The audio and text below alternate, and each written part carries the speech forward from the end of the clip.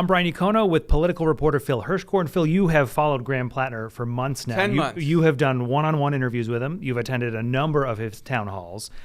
Progressively over those 10 months, his crowds have grown, his support has grown to get us right through the primary. So what happened that we ended up in this moment? Well, it's really a series of stories, but none quite like the new one. Rape allegations doesn't get really much more serious than that. It's a crime. In fact, the district attorney for the county where this allegedly happened, Platner's home county, Hancock County, has acknowledged our interest in knowing where there's a criminal investigation. He will neither confirm nor deny that. That's pretty much par for the course when it comes to prosecutors. But your question was about the campaign. I mean, he was shot out of a rocket from obscurity last August to prominence very, very quickly for a lot of reasons, including the endorsement of progressive hero Bernie Sanders from basically day one. And his first speech was at a Sanders-led fighting oligarchy rally with 6,000 people, not far from where we're sitting. Right out of the gate. At an arena in Portland. And right away he started these town halls, and he had a buzz, and he had a message, and he had an image, and he was profiled, not just locally, but nationally, all over the place, because of this package with some help from people who worked for Pennsylvania Senator John Fetterman, who's kind of an iconoclast in his own way.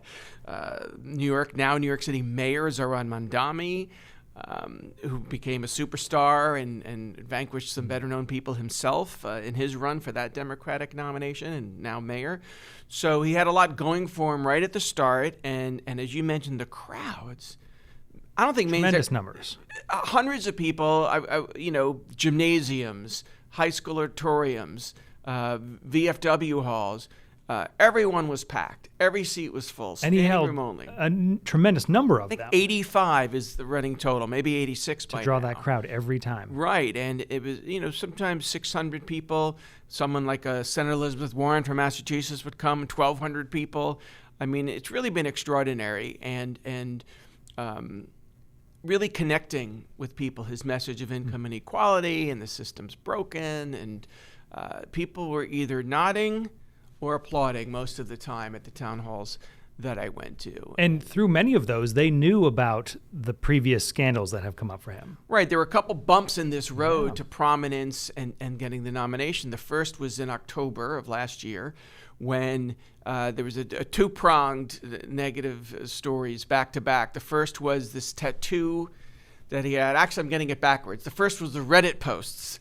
CNN had the first story, and then there were stories in numerous other publications. These deleted, he thought, but recoverable for those of us who don't know Reddit that well. Nothing's ever erased on the internet, right? So there was about 1,800 posts, and in them he offended a whole lot of people: white people, black people, women, gay people. I won't repeat all the disturbing or offensive things that he said, but it's been widely reported. He apologized. And then the same week was the revelation publicly of this skull and bones tattoo that had been on his chest, sort of an image that was popular with the Nazis. Bad choice. Says he didn't know about it 17 years earlier when he did it as a drunken Marine on shore leave.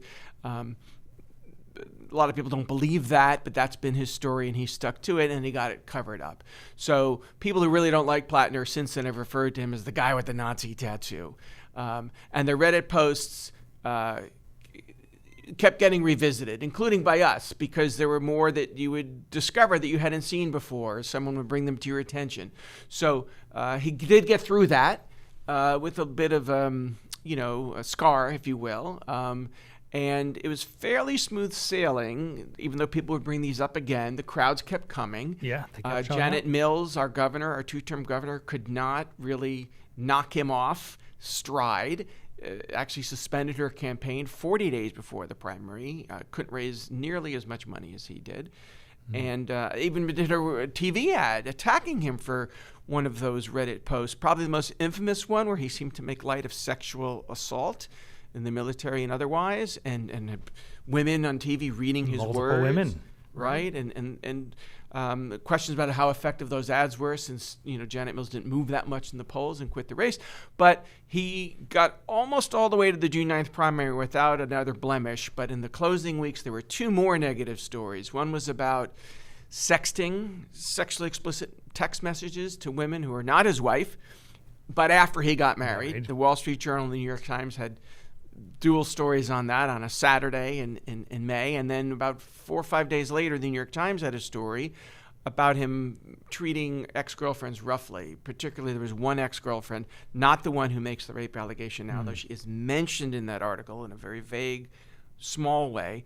But the focus was on another woman who talked about being roughed up in a kind of a vivid way by him. And once again, he's apologizing, he's making excuses, he's doing select interviews, and survived. But it got a little darker for him. But he still wins the primary with 72% of the vote. And now this story from Politico and CNN interviewing the woman who says he raped her in 2021. There's a statute that now there's a real time crunch for Maine Democrats about what to do now. What happens next? Where does this campaign go now? No one can make Platner quit the race except Platner. He is the nominee, and state law provides for this circumstance for someone to voluntarily withdraw. But there's a time limit, and the law says it's the second Monday in July. Well, that's coming up, July 13th.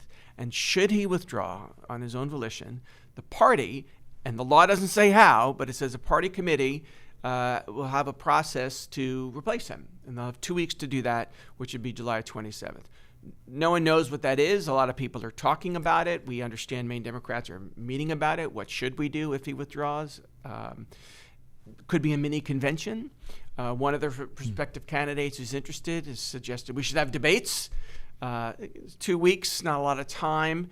A lot of people are talking about how Joe Biden handed the baton to Kamala Harris in the presidential race in 2024. But right around this time, it was July 21st when President Biden announced he was out. And Kamala Harris had only 103 days to run a national campaign. Turn it around, right? Well, whoever replaces Platner is not going to have much more time. If he quits, we don't know as we are recording. It has to be his choice. It has to be his choice. And we should say that since the story came out, he denied it right away. Like, they knew it was coming. Platner, over the last few days, had canceled all his events. He didn't show up at any July 4th parades. He had a town hall one night in Augusta, canceled. He had a couple more town halls yesterday scheduled, canceled, because they knew they were dealing with. They basically lied to us and said he was under the weather. Okay, fine. But he immediately had a video statement where he said the charges are false. Anything that alleges non-consensual sexual activity is false. And following that, I can't think of any Democrat of any prominence in Maine or nationally who hasn't said he needs to step aside. That's the common message. To bring the conversation full circle, culminating with Senator Bernie Sanders a short time ago saying he's spoken to Graham and has asked him to step aside. And Platner himself, in that video he released when the Politico article came out, also acknowledging we need a moment to make sure we're moving in the right direction for the mission that the Democrats are looking to do to beat Susan Collins. So he did lead on a little bit in that message that is still the focus, even though he didn't acknowledge that he's stepping out of the campaign. Right. I think we used the word pause to summarize his statement. He acknowledged, as he put it, the political reality, and spent more time in his 2-minute video on X talking about the movement that he was briefly leading rather than apologizing or denying the story. He did that for about 30 seconds. But every leading Democrat in Maine who's run for governor, who's run for the House, who holds office, not Governor Mills, she continues to keep her silence regarding Platner, but we understand she's not interested in rejoining the fray. But many the people who lost in the governor's some familiar race, faces, and people who lost in the House race, and others are expressing some interest to be considered if there is an open process. That happens. Okay, we will, as always, keep tracking the process. Phil Hirshckorn, once again with the update. Thank you. Thank you.